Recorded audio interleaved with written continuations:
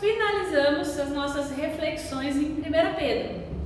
Então você pode deixar a sua Bíblia aberta no capítulo 5, que é o último capítulo dessa carta.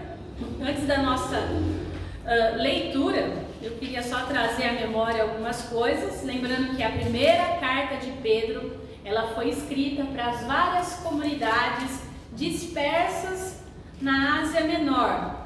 E o lugar onde a carta foi escrita, que ele fala referência como a Babilônia, é um codinome que a igreja dava para Roma. Então, diferente de outras cartas do Novo Testamento, a gente viu que 1 Pedro, então, não está discutindo um problema de uma comunidade, não está desenvolvendo situações específicas, mas ela está fazendo um grande alerta para vários cristãos que estão dispersos, então, naquela região do Império Romano e que têm sofrido perseguições por serem cristãos. Não é uma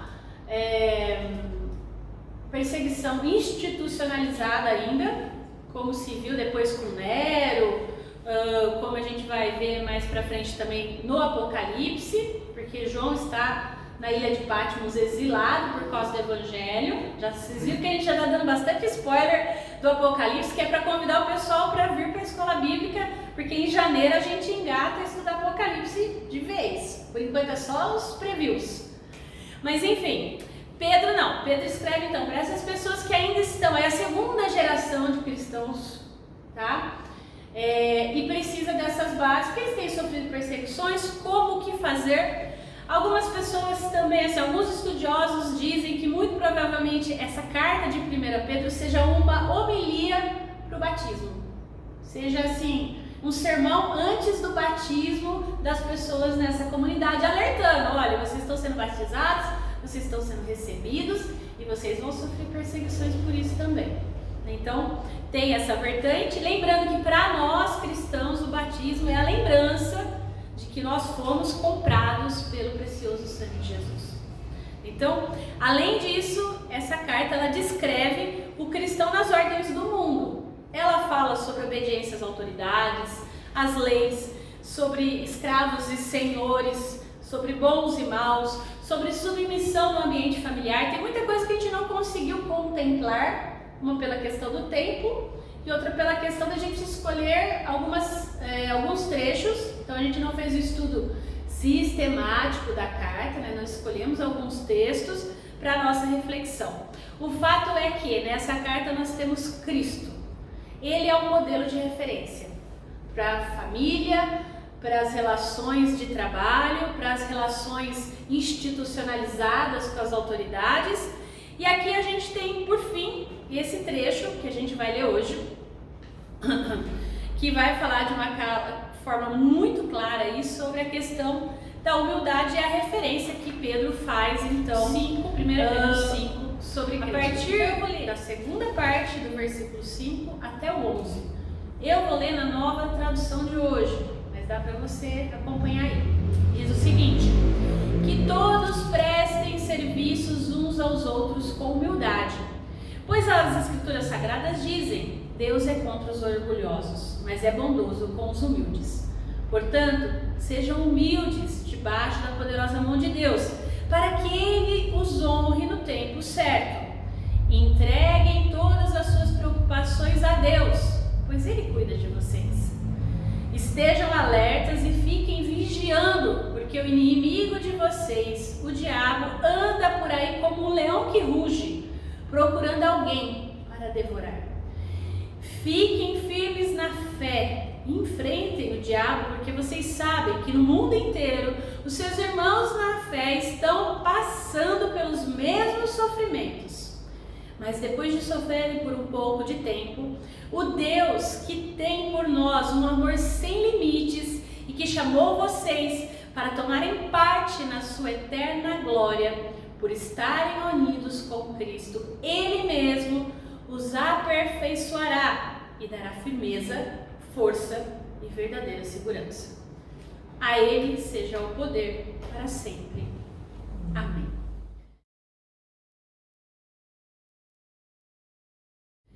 Senhor, nós somos gratos a Ti e pedimos, ensina-nos, Senhor, da sua humildade, na sua confiança, nós possamos estar aptos e com o coração aberto para ouvir o que o Senhor tem a nos dizer nessa manhã. Em nome de Jesus pedimos, usa-me como instrumento da Tua palavra. Inspira, Senhor Deus, o nosso entendimento. Em nome de Jesus, ilumina. Amém.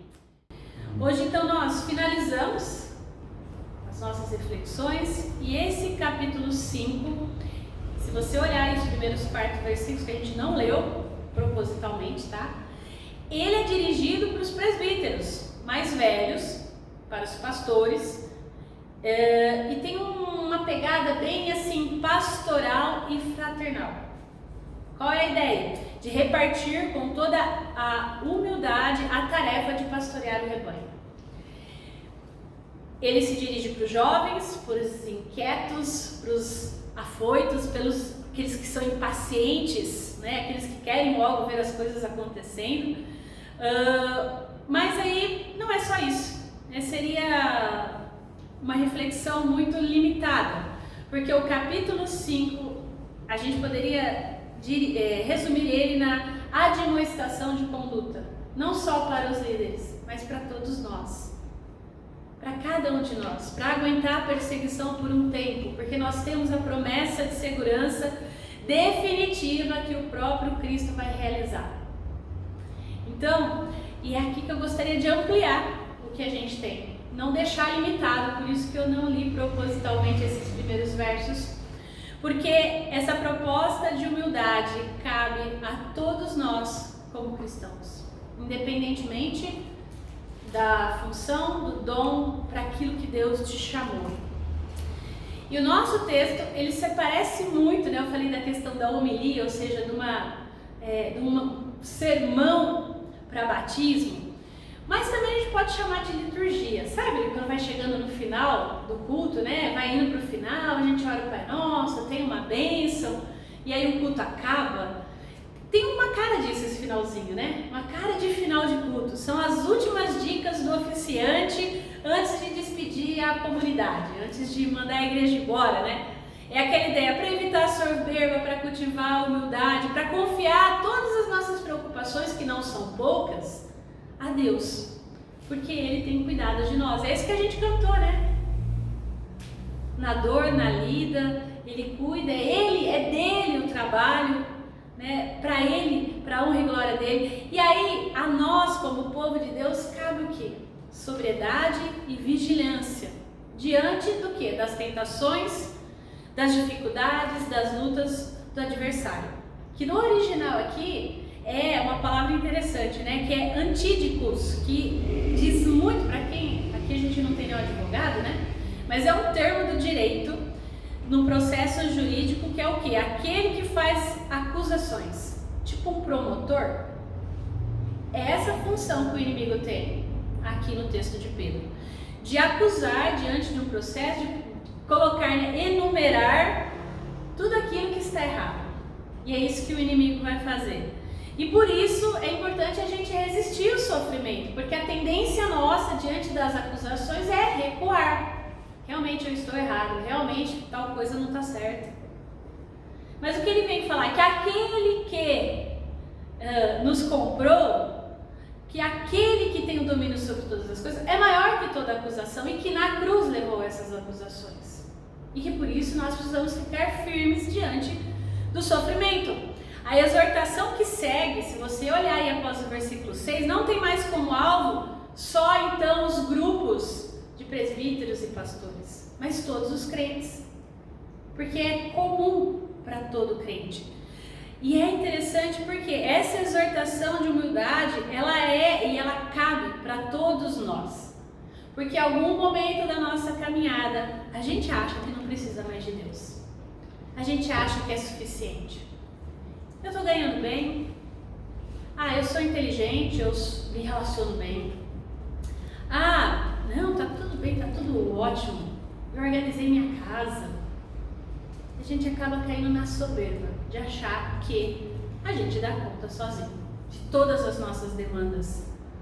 Porque se eu trabalhar certinho, se eu planejar bem, 1 mais 1 igual a 2, no final, se aquele lance lá der certo, multiplica por 4, aí vem alguma coisa e bagunça tudo a sua organização. E aí você vai procurar Deus. Senhor, e agora, meu Deus? Qual é a proposta aqui, né? É assim, primeiro que colocar-se humildemente diante de Deus, para que toda ansiedade, para que tudo aquilo que realmente em nós tira a nossa paz, possa ser colocado debaixo da poderosa mão do Senhor. E a partir dessa ideia eu gostaria de fazer 3 considerações que o texto coloca para nós. 3 coisas que a gente precisa: humildade, confiança e sobriedade. Na nossa vida como cristão, na obra do Senhor e na nossa vivência fora daqui também. Primeiro, a humildade. A palavra humilde aqui, ela precisa de alguns esclarecimentos, tá? Por quê?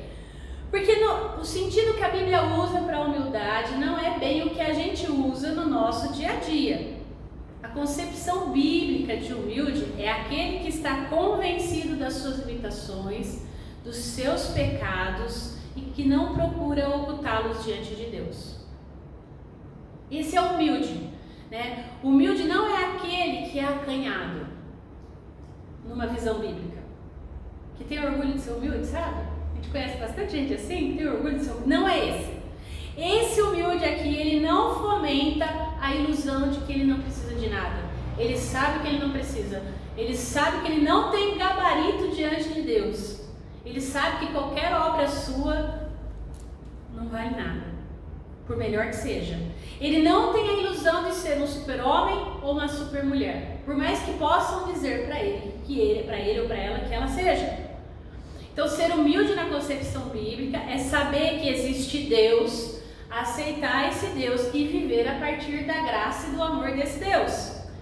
É ser um instrumento de Deus no seu reino. Então, essa ideia traz pra gente que humilhar-se perante a poderosa mão de Deus não é simplesmente, Senhor, eu estou aqui. Não, é entender que Ele é Deus.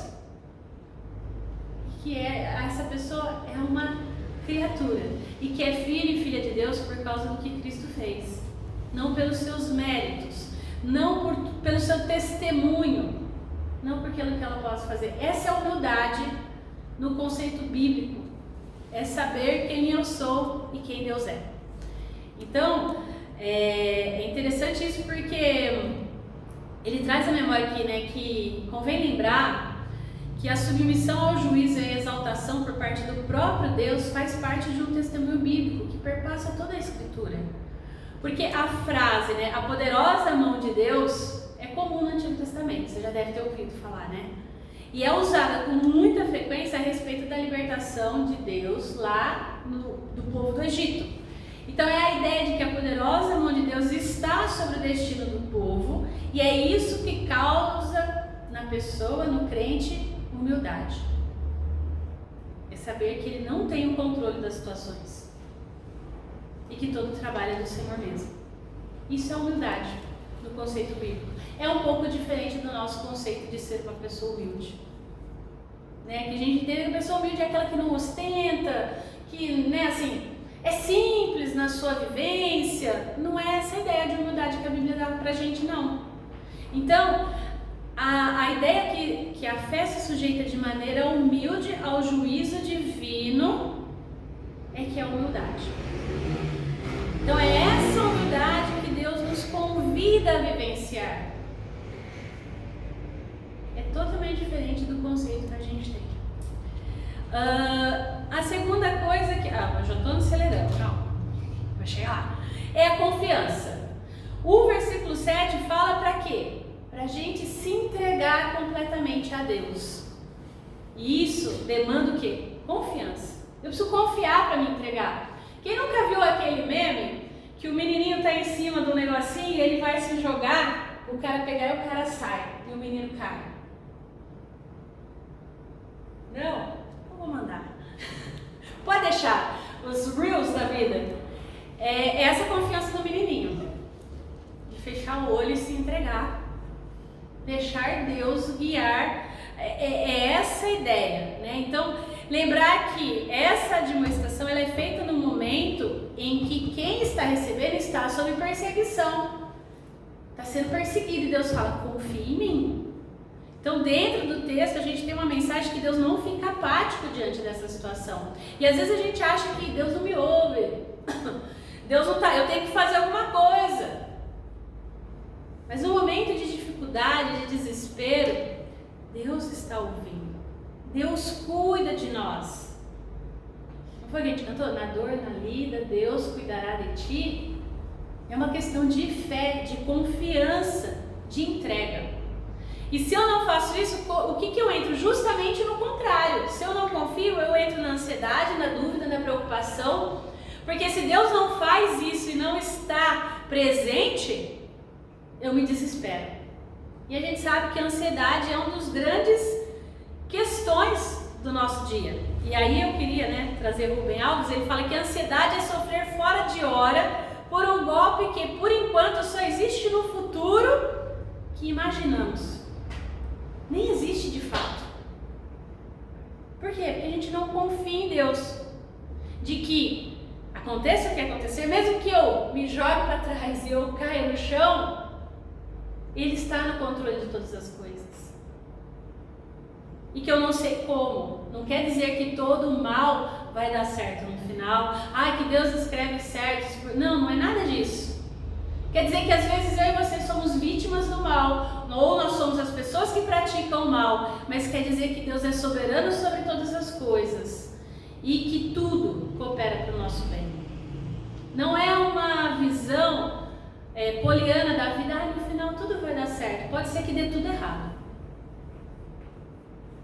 Mas Deus está no controle e o convite dele é: confia em mim. Quantos cristãos confiaram em Deus e foram parar na arena, na boca dos leões, depois dessa geração de Pedro? Quantos cristãos confiaram e foram parar lá no... não dá nem pra... Só de pensar dá uma tristeza, uma dor no coração, que eram colocados nos postes, cheio de óleo, pegando fogo, vivo, para testemunhar sua fé em Cristo. Deu bem para eles? Não deu bem para eles. Não deu bom, a gente fala, né? Não deu. Então nem sempre vai dar. Mas Deus está no controle. E esse é o grande desafio para a gente, confiar nesse Deus diante das coisas que nem sempre vão dar certo, do jeito que a gente quer, como a gente quer. E o autor da carta, ele vai falar e ele vai exortar, mesmo diante disso, fique vigilante, fique firme, firmeza. Cada pessoa comprometida com a causa de Jesus Cristo sabe do dever e da necessidade de vigiar, em obediência à ordem do próprio Jesus, de confiar em Cristo. E confiar em Cristo aplaca a ansiedade, porque é saber que esse futuro que eu estou imaginando, muito provavelmente não vai ser desse jeito. Eu estou sofrendo por algo que eu nem deveria estar sofrendo. É lançar sobre ele essa ansiedade, é colocar a dor, a dificuldade. E isso não nos autoriza a gente a sentar e não fazer nada também. Então se Deus está no controle, deixa Ele fazer, não vou fazer nada, né? Ou faço justamente o contrário, né? Não vigio, não oro. E o fato é que o cristão confia, mas ele não deve ficar dormente, né? Não pode deixar também, deixa a vida me levar, a vida leva eu. Não dá para ser assim, né? O que a gente tem que fazer então enquanto a gente confia?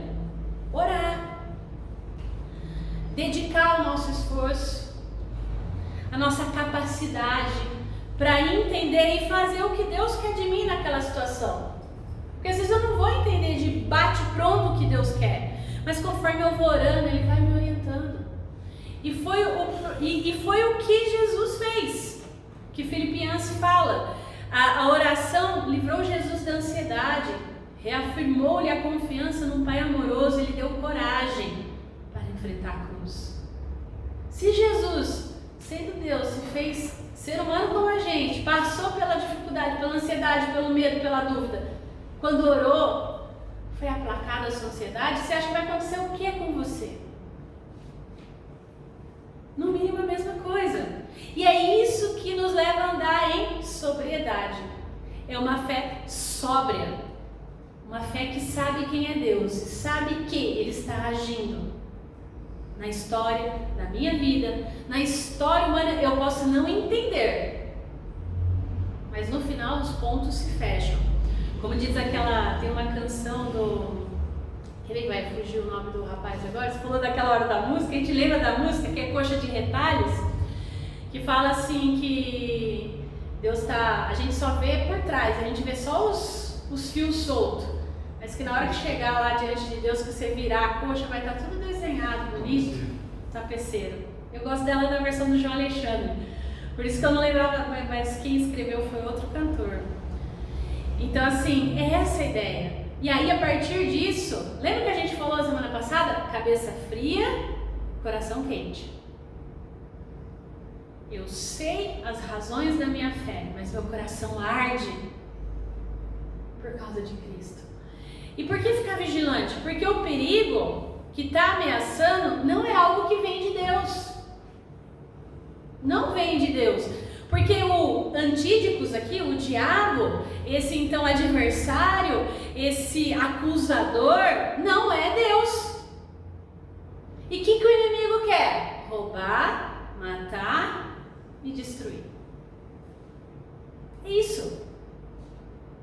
E a gente sabe que a nossa luta não é contra a carne, contra o sangue. Mas o inimigo vai usar pessoas de carne e sangue. Às vezes a gente vai entrar em demandas que não era pra gente estar. E o diabo cerca a gente não está sóbrio para olhar com sobriedade essas dificuldades. E aí a gente está sendo perseguido e não entende por quê? Porque a gente vai ser perseguido. Né? O diabo vai usar o que quiser. Para fazer o quê? Para fazer a gente esmorecer, para fazer a gente cair. Mas não porque ele vai fazer a gente cair, não porque ele vai fazer a gente desistir. Mas a gente vai, se a gente não ficar sóbrio, não lembrar de quem Deus é. Porque o leão que ruge aqui, muito provavelmente é uma alusão ao Salmo 22 que Pedro usa, né? No versículo, Salmo 22, 13. No entanto, para os cristãos da época aqui, era um quadro bem conhecido. Já se ouvia falar de alguns cristãos que estavam indo para as arenas. Já se ouvia falar, já ouviam seus murmurinhos. Foi questão de tempo para que essa perseguição realmente fosse operante. E essa ideia do leão passeando, igual esses dias a gente viu na internet lá nas ruas de Roma, né? O leão que fugiu do circo. Pensou cruzar com o bicho daquele no meio da rua, 2 horas da manhã? Você tá louco! Você sai correndo. Mas Mas é essa a ideia do inimigo ao nosso redor. Ele tá andando. E a hora que tem oportunidade, então, por isso que é importante a gente andar sóbrio. Por quê? Porque de tudo, a sobriedade nos traz uma coisa que é muito importante. Nós não estamos sozinhos nessa luta. Os cristãos sabem da solidariedade no sofrimento. A gente mais que ninguém precisa saber disso. Porque o que aflige a gente, aflige os nossos irmãos do mundo inteiro. São as mesmas lutas, as mesmas dificuldades, só muda o endereço. Só muda o endereço. Por isso que tantas canções fazem sentido, seja em inglês, seja em português, seja em alemão, seja em japonês. Todos nós sofremos, porque todos passamos pelos mesmos problemas. E aí, nesse sentido, é possível dizer que através do sofrimento, Deus pode mostrar pra gente detalhes preciosos na nossa vida. E aqui não estou falando também, então, que é uma exaltação ao sofrimento. Ai, como é bom sofrer. Não, não é isso. Mas quer dizer que o sofrimento pode nos conduzir a uma adoração verdadeira e genuína. E nos tirar da amargura, do ressentimento, do desespero. Porque se a gente tem a nossa esperança depositada em Cristo, a gente sabe que todo sofrimento vai passar. E a gente vive a nossa vida com essa esperança. E aí, vamos trazer a literatura fora do âmbito cristão já fala isso, ó. Saramago fala: sofrer em silêncio é viver a loucura, é ser prisioneiro da dor, é alimentar o monstro da tristeza, é morrer sem ter vivido. E aí, nós como cristãos, precisamos lembrar que nós não sofremos sozinhos. Nós temos irmãos em Cristo, nós temos o próprio Cristo que também sofreu,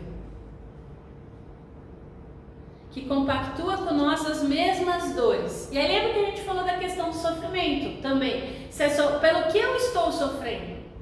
Por fazer o bem ou por fazer o mal? Tem diferença? Que se for sofrer por Cristo, que bom que é sofrer então. Nesse sentido é bom sofrer, porque sofrer por fazer o bem, a gente pode considerar como uma boa obra. E que se no final vai ser pesado, com certeza vai ter um peso especial. Não que isso vá nos salvar, mas sofrer pelo bem, por fazer o bem em Cristo e por Cristo, e com os da família da fé, tem um plus, né? E assim, esse sofrimento aceito com amor, com confiança, com a certeza de que a poderosa mão de Deus não nos abandona, também glorifica a Deus. E pode sim nos aperfeiçoar, firmar, fortalecer a nossa fé, dar fundamento para a nossa caminhada. E aí, eu queria trazer essa última frase. Paulo On é um pastor presbiteriano lá de Cuiabá, ele fala assim: a igreja é o único lugar que, munido do evangelho, ensina o crente a sofrer direito, sofre na esperança.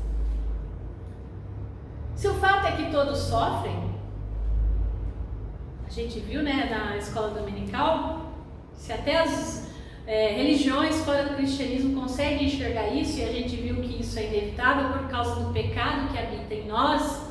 Em Cristo nós sabemos que tal pecado foi pregado na cruz, e em Cristo nós sabemos que um dia estaremos totalmente restaurados diante dele, sem esse pecado. Que bom é sofrer em Cristo. E aí, por fim, os versos 10 e 11 adicionam uma bênção aos que sofrem a partir dessa perspectiva. Os verbos aperfeiçoar, firmar, fortificar, fundamentar mostram o interesse de Pedro com relação aos que estão sendo perseguidos. Os cristãos são assim orientados a ficarem firmes e vigilantes diante do sofrimento. No entanto, a força para que isso aconteça deve ser buscada em Deus. É Ele quem nos fortifica no dia do sofrimento. É Ele quem nos dá força diante das lutas, das ansiedades, das dúvidas, das dificuldades, a continuar firme. Não a gente. Por isso, o texto ele é finalizado com uma doxologia, que do grego significa o quê? Adoração. Ele termina em adoração. E aí a ideia de nós andarmos em humildade, então sabendo quem Deus é, o humilde, essa humildade que nos leva à adoração verdadeira, ao único e verdadeiro Senhor, que nos amou e deu o seu Filho para nós, para nos salvar. Não tem como não adorá-lo, não tem como reconhecê-lo, mesmo no dia mau. Mesmo no dia mau, porque Ele tem cuidado de nós. Adorá-lo em espírito e em verdade, porque é somente a adoração que pode firmar os nossos passos, que pode transformar a nossa dor em alegria e contentamento. Esse é o nosso convite, a adoração.